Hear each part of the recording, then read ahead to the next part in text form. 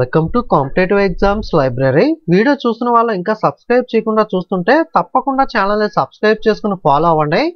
Postal GDS కి సంబంధించిన results అయితే అధికారికంగా విడుదలవడం జరిగింది. Official website India post GDS online .gov.in ఇది అఫీషియల్ వెబ్సైట్ మనకి. సో ఇక్కడ మనకి లెఫ్ట్ సైడ్ మనకి చూసుకున్నట్లయితే సో ఇక్కడ జీడీఎస్ ఆన్లైన్ ఎంగేజ్మెంట్ అనేది ఉంది కదా, దీంట్లోకి వెళ్ళిన తర్వాత ఇక్కడ మీకు ఏ స్టేట్కి అయితే అప్లై చేశారో ఆ స్టేట్ మీద మీకు క్లిక్ చేసినట్లయితే list of short listed candidates అయితే కనబడుతుంది. దాని మీద క్లిక్ చేస్తే మీకు అయితే ఓపెన్ అవుతుంది. సో మనకి ఆల్రెడీ జీడీఎస్ గురించి తెలిసే ఉంటుంది కదా. సో ఆల్మోస్ట్ కోవిడ్ బ్యాచ్ కానీ 100-195 ఆ మాత్రం వరకే సెలక్షన్ అనేది అయితే ఉంటుంది. మనం ఆల్రెడీ క్లియర్గా వీడియో చేసినప్పుడే క్లియర్గా అయితే చెప్పుకున్నాము. బట్ చాలా మంది కూడా యూట్యూబ్లో వ్యూస్ కోసం మీకు 60 మార్కులకే జీడీఎస్ జాబ్ వస్తుంది, ఇలా అప్లై చేయండి అలా అప్లై చేయండి అని చెప్పి థంబ్నెయిల్స్ పెట్టి ఏదో మనకి చెప్తూ ఉంటారు. కానీ సో జీడీఎస్ అయితే మనకి ప్రాపర్గా మనకి తెలుగు స్టేట్స్కి సంబంధించి మనకి తెలిసిన ఇన్ఫర్మేషనే. ఆల్మోస్ట్ కోవిడ్ బ్యాచ్ వల్ల 100 కోవిడ్ బ్యాచ్ రాకముందు కూడా మనకి 95-94 అంతవరకే మనకి కేటగిరీ ఏదైనా PWS అయినా సరే అందరికి ఇక్కడ చూడొచ్చు. ఆల్మోస్ట్ 100కి 100 ఉన్నాయంటే మోస్ట్లీ మనకి అందరూ కూడా కోవిడ్ బ్యాచ్ అని అయితే చెప్పుకోవచ్చు. సో ఇక్కడ చూడొచ్చు ఆల్మోస్ట్ మీకు మొత్తం కూడా లిస్ట్ లో 100సే కనబడుతున్నాయి. ఎక్కడో అక్కడక్కడ మనకి 98, 99 అలా అయితే కనబడుతున్నాయి. ఓకే, తెలంగాణ స్టేట్ చూసినా సేమ్ అలాగే ఉంటుంది, 100, 99 ఈ విధంగా అయితే ఉంటుంది.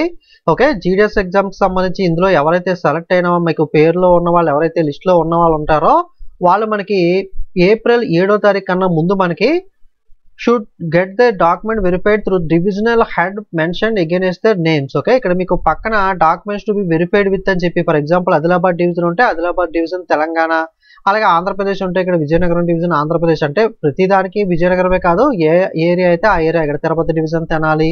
ఓకే, అలాగే మీ ఏరియాకి హెడ్ క్వార్టర్స్ ఉంటుంది కదా, అక్కడ మీకు ప్రకాశం కానీ ఇలా ఉంటుంది పక్కన. మీరు సెలెక్ట్ అయితే కనుక పక్కన చూసుకోండి ఏ డివిజన్ అనేది ఉంది ఇక్కడ డాక్యుమెంట్స్ టు బి వెరిఫైడ్ అని చెప్పి.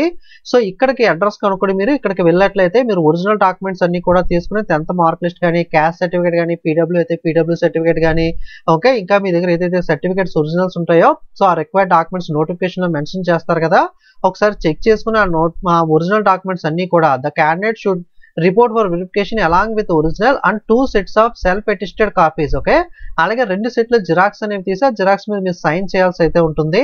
ఏవైతే రెలవెంట్ డాక్యుమెంట్స్ ఉంటాయో అవన్నీ కూడా తీసుకుని ఒరిజినల్ ఒక సెట్, జిరాక్స్ 2 సెట్లు తీసుకుని సో మీరు ఇక్కడ ఆఫీస్ ఎక్కడైతే మెన్షన్ చేశారో పోస్ట్ ఆఫీస్ కి సంబంధించి ఆదిలాబాద్ డివిజన్ తెలంగాణ అలా ఎక్కడైతే మెన్షన్ చేశారో అక్కడికి వెళ్ళి మీరైతే కనుక్కోండి. సో మీకు ఇన్ఫర్మేషన్ అడ్రస్ క్లారిటీగా తెలియకపోతే కనుక మీ ఊర్లో ఎక్కడైనా హెడ్ పోస్ట్ ఆఫీస్ ఉంటుంది కదా, ఒకసారి అక్కడికి వెళ్ళి ఈ డివిజన్ అనేది నోట్ చేసుకుని పేపర్ మీద రాసుకుని వెళ్ళి ఇది ఎక్కడ ఉంటుంది అని కనుక్కున్నట్లయితే వాళ్ళు ఇన్ఫార్మ్ చేస్తారో, లేదా మనకి పోస్ట్ ఆఫీస్ ఫోన్ నెంబర్స్ కూడా ఉంటాయి కదా, కాల్ చేసి అయినా సరే మీరు కనుక్కొని అక్కడికి డాక్యుమెంట్స్ అన్ని కూడా ఒరిజినల్స్ అలాగే జిరాక్స్ 2 సెట్లు తీసుకుని అయితే వెళ్ళి డాక్యుమెంట్స్ అనేవి ఏప్రిల్ మనకి 7వ తారీఖు లోపల మీరైతే వెరిఫికేషన్ అనేది అయితే కంప్లీట్ చేసుకోవాల్సి అయితే ఉంటుంది. ఈ వెరిఫికేషన్ కంప్లీట్ అయిపోయిన తర్వాత ఇక్కడ సెలెక్టెడ్ క్యాండిడేట్స్ అనే వాళ్ళకి ప్రాపర్ గా మనకి అప్లై చేసేటప్పుడు కొంతమంది రాంగ్ మార్క్స్ అనేవి పెట్టి అప్లై చేసేస్తూ ఉంటారు. నిజంగా వాళ్ళకి 100 మార్క్స్ వచ్చాయా లేవా, డాక్యుమెంట్స్ అనేవి ప్రాపర్ గా ఉన్నాయా లేదా, అలాగే వాళ్ళు జాయిన్ అవుతున్నారా లేదా, ఓకే అన్ని ఓకే వాళ్ళు జాయిన్ అయితే ఓకే. అలా కాకుండా వాళ్ళు జాయిన్ అవ్వకపోతే ఆ ఖాళీలు అనేవి మిగిలిపోతాయి కాబట్టి ఆ రిమైనింగ్ వేకెన్సీస్ తో మనకి సెకండ్ లిస్ట్ అనేది రిలీజ్ చేస్తారు. ఓకే, లాస్ట్ టైం 3, 4, 5 లిస్ట్ దాకా కూడా రిలీజ్ చేశారు కాబట్టి ఎవరికైనా రాకపోతే నెక్స్ట్ లిస్ట్ లో అయితే వచ్చే ఛాన్స్ అయితే ఉంది. చాలా మందికి ఇంకా వచ్చే డౌట్ ఏంటంటే నాకు కూడా 100 మార్క్స్ వచ్చాయి, నేను కూడా కోవిడ్ బ్యాచే, ఓకే బట్ నాకు రాలేదు, ఇందులో లిస్ట్ లో నా పేరు లేదు ఏంటి అని చెప్పి మీకు డౌట్ రావచ్చు. ఇద్దరికి ఒకే మార్కులు వచ్చినప్పుడు ఎప్పుడు కూడా పెద్ద ఏజ్ వాళ్ళు అయితే ప్రిఫరెన్స్ అనేది ఇస్తారు. కట్ ఆఫ్ విషయంలో కానీ నార్మల్ ఎగ్జామ్స్ కానీ ఎక్కడైనా సరే సేమ్ మార్కులు ఇద్దరికి వచ్చినప్పుడు వాళ్ళకి వచ్చిన ఏజ్ ని బట్టి ఎవరికైతే ఏజ్ ఎక్కువ ఉంటుందో వాళ్ళైతే కన్సిడర్ చేస్తారో. కాబట్టి 100/100 చాలా మందికి కోవిడ్ బ్యాచ్ చాలా మంది ఉండొచ్చు. సేమ్ మార్కులు వచ్చిన వాళ్ళు మీరు సెలెక్ట్ అవ్వకపోయి కూడా ఉండొచ్చు. దానికి రీజన్ అయితే మీ డేట్ ఆఫ్ బర్త్ కన్నా వీళ్ళ డేట్ ఆఫ్ బర్త్ ఏజ్ ఎక్కువ కాబట్టి వీళ్ళకైతే ప్రిఫరెన్స్ అయితే ఇవ్వడం జరుగుతుంది. జీడీఎస్ ఎప్పుడు ఇలాగే ఉంటుంది. ఆల్మోస్ట్ మనకి కోవిడ్ బ్యాచ్ కానీ 99 మార్క్స్ కానీ ఓకే ఇలా మనకి 10/10, 9/10 ఇలా వచ్చిన వాళ్ళు మాత్రమే సెలెక్ట్ అయితే ఉంటారో. సెకండ్ లిస్ట్ కూడా మరీ ఎక్కువగా కట్ ఆఫ్ తగ్గిపోతుందని ఎక్స్పెక్ట్ అయితే చేయకండి, స్లైట్ వేరియేషన్ మాత్రమే ఉంటుంది.